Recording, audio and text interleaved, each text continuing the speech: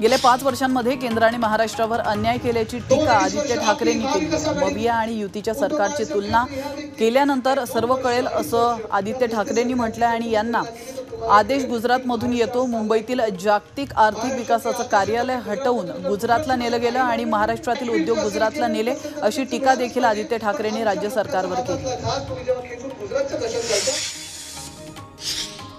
धाराशिवचे शिवसेना ठाकरे पक्षाचे उमेदवार ओमराजे निंबाळकर यांनी एक धक्कादायक विधान केलंय। मतदारांनो पैसे दिले तर घ्या, एवढ्यावर भागत नाही म्हणून सांगा। बेईमानीच्या पैशासोबत बेईमानी करणं सर्वात मोठी इमानदारी आहे असं धक्कादायक विधान ओमराजेंनी केलं।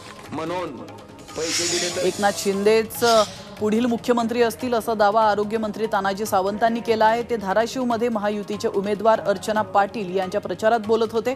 भाजपचे सर्वाधिक आमदार असतानाही पंतप्रधान मोदी आणि फडणवीसांनी शिंदेंना मुख्यमंत्री केलं आणि आता अमृत नोनी गॅस्ट्रिन, अपचन, ऍसिडिटी, गॅस्ट्रबल ह्यापैकी तुम्हाला कुठलाही गॅस्ट्रिक प्रॉब्लेम झाला, उपाय एकच, अमृत नोनी गॅस्ट्रिन।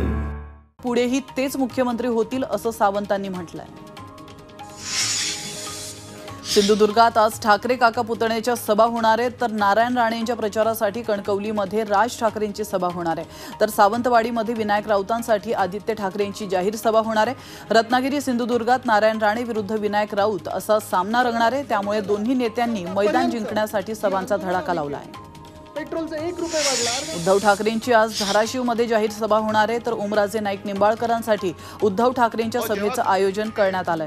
धाराशिव शहरातील मल्टीपर्पज कन्या प्रशाला मैदानावर संध्याकाळी 6 वाजता सभा होणार आहे। धाराशिवमध्ये मवियाच्या ओमराजेंना महायुतीच्या अर्चना पाटलांचं आव्हान आहे आणि त्यामुळे धाराशिवमधून दुसऱ्यांदा निवडून येण्यासाठी ओमराजेंनी ताकद पणाला लावली।